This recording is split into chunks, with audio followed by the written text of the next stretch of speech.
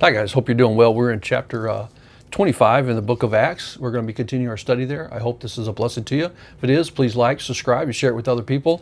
And we're going to jump right into chapter 25 and see what the Lord wants to show us in this one. A lot of it is just his history, so it's not so much heavy on theology as it's just more on history. But even in that, we can learn things, and we can learn how God worked in Paul's life and how that has ultimately trickled down to us as Christians and believers, and how it's a blessing to us to realize we can rely upon the Lord for all things, even when you're in difficult situations that may seem unfair. And Paul was certainly being treated unfairly. He was arrested for really no reason. I mean, other than what the Jews wanted him arrested, because he was basically winning a lot of Jewish converts to Christianity and to this new sect, which was pulling power away from the Sadducees and the Pharisee order and so forth. And he was preaching this new Messiah, which they thought was, a false Messiah, but it also more so because they realized they're the ones that condemned Jesus and put him to death, even though he fulfilled the prophecies to a T, and the things he had done was so extraordinary. And that's why so many people were being converted, because they personally knew people that lived there and saw the events and heard those events and the testimony of those events, those eyewitness accounts from the apostles, but also the people who lived there, who were traveling in and out of Asia Minor and down through Jerusalem and throughout Israel, were traveling in those Jewish circles, as it were, from synagogue to synagogue as they traveled. And they were like, I'm sure, they were sitting there, and that's why Paul talks about that. Many people were witnessing about this. Some have fallen asleep, but many are still alive. And that's what Paul was talking about when he was writing in his defense. And all that could be ascertained by simply asking the eyewitness accounts who lived in Jerusalem at that time. And certainly there was people traveling to and fro throughout there, and they could simply go and find, cousin Felix or whoever, and say, hey, you was living in Jerusalem a few years ago. Did this really happen? And certainly, 20 years ago, that was really going on, or 15 years ago, that was really happening.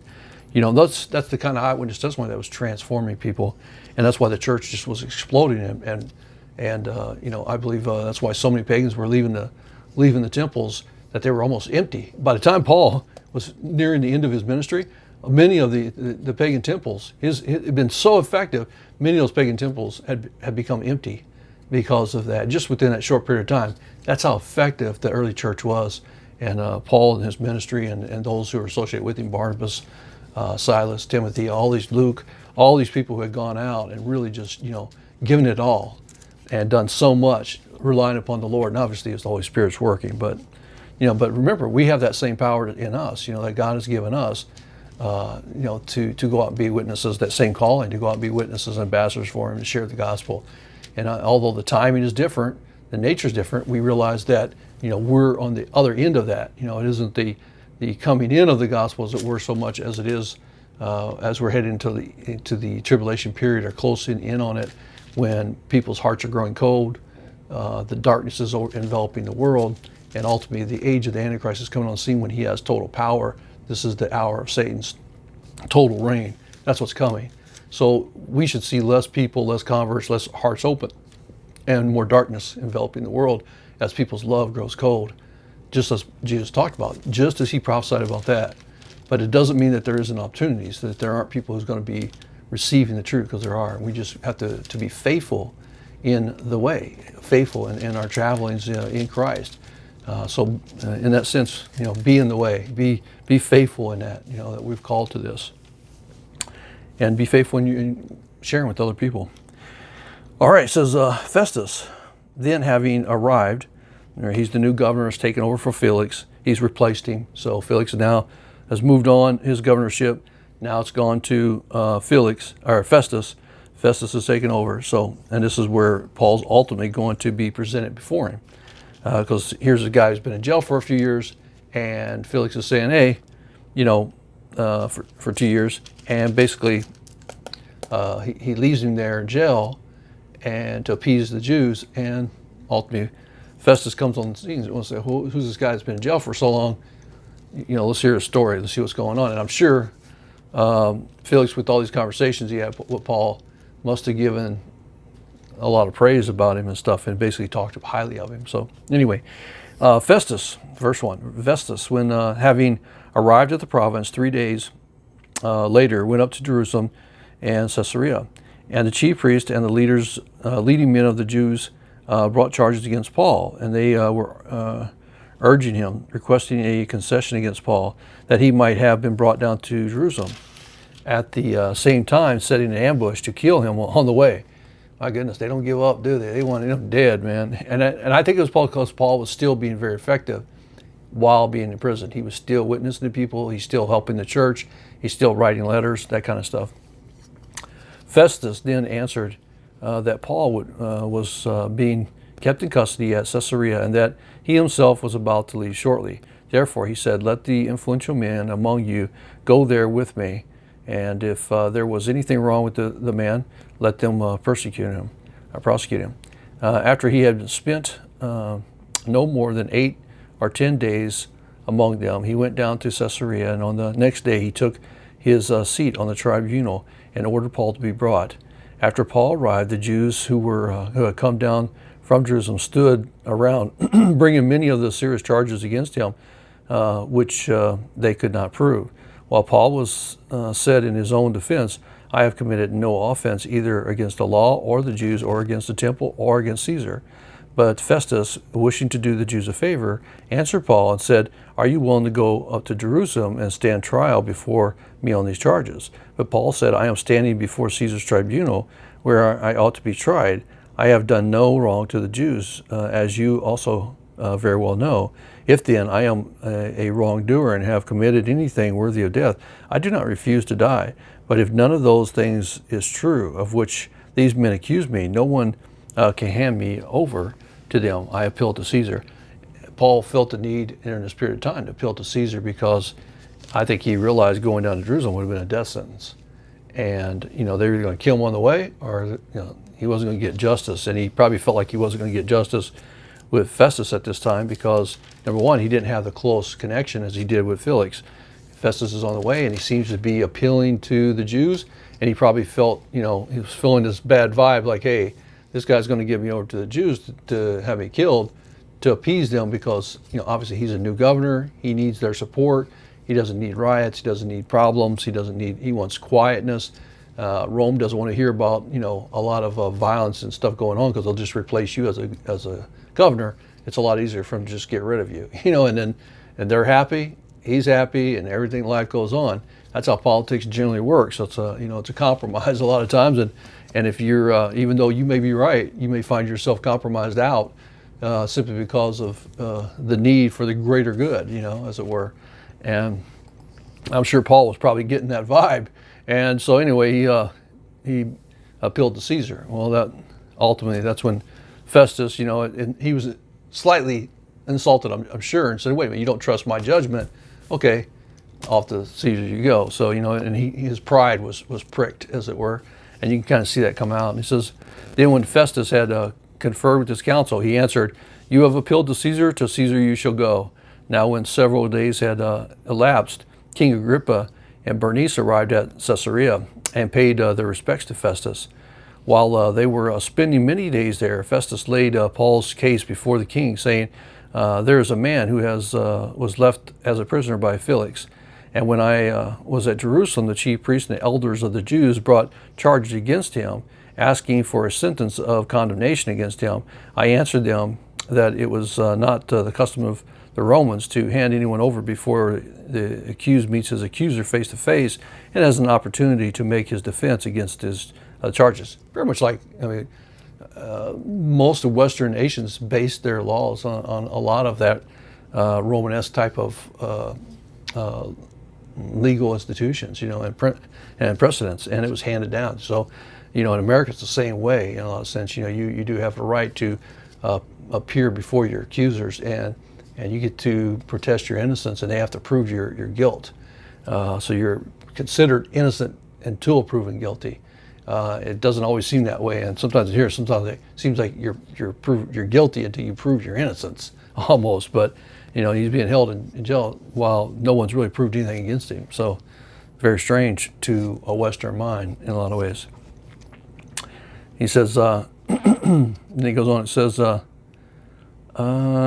says in verse 16, I answered them that it is not the custom of the Romans to hand them over to anyone without even meeting his accuser face to face, and give a defense of the charges. Verse 17. So after they had assembled here, I did not delay, but on the next day I took my seat in the tribunal and ordered the man to be brought before me. When the accusers stood up, they began bringing charges against him, not of such crimes as I was expecting, but they simply had some points of disagreement with him about their own religion and about a dead man, Jesus, whom Paul asserted to be alive. He didn't even fully understand the whole idea of resurrection or any of that. He probably didn't have a full grip on, the teachings of Christianity, the way, and, probably a little more so of Judaism, and for sure. And I think that is some of the issue there. He doesn't understand what's going on there, whereas Felix had a better grip, better understanding of it. And I'm sure Paul was getting that feeling, hey, I might be in trouble here with this guy, and that's why he appealed to Caesar. So, sometimes people always wonder, why would he appeal to Caesar, but that was the reason why he was dealing with the situation at the time, at the moment. And a little bit later, we'll see where Agrippa comes on the scene, and he's gonna give his testimony before him, which is pretty interesting. He says, but they simply had some disagreements about their own religion and about dead man Jesus, whom Paul asserted to be alive. Again, it affirms the resurrection, the teaching of the resurrection of Jesus Christ, even all the way back at the very beginning of the church. And that's the essence of Christianity.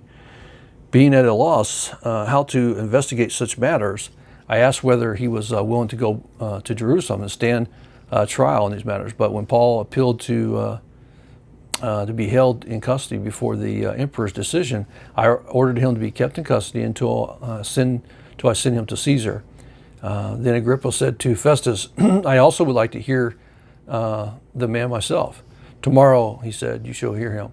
It's almost like entertainment. It's almost like show to them, even though the man's life's at stake here. To them was, they didn't have television and all that stuff. So I think to them, this is the drama of politics and ruling and so forth. Anyway, verse 23.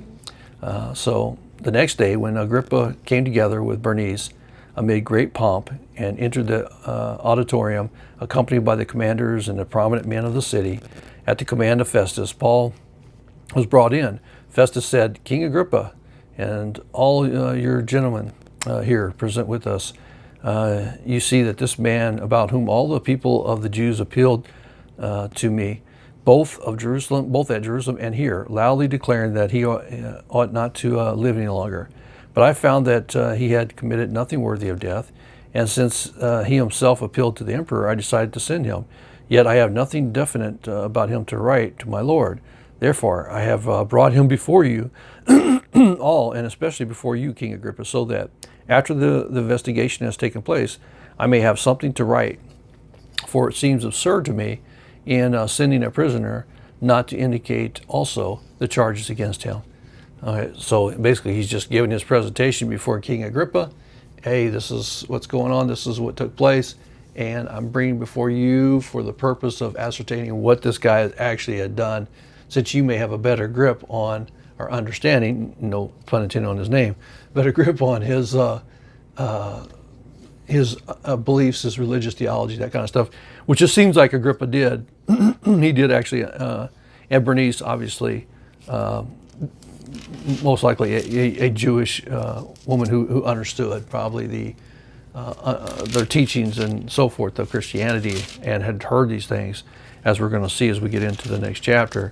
This is, again, that's what we'll get into a little bit more for sure on elements of theology and stuff like that, because now Paul is going to give, his testimony again of Jesus Christ, the gospel, and so forth. And he gives that testimony again before kings and queens and so forth.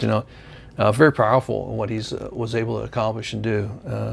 Really amazing. But the last few chapters, we've just really been seeing history more. But chapter 26, we'll get more to his testimony, theology of it, understanding of God, and that kind of stuff. And then again, we'll kind of get into some history as we close out the book, and then finish up with Paul's warning and testimony about the gospel going forward and so forth. So anyway, I hope you're enjoying this.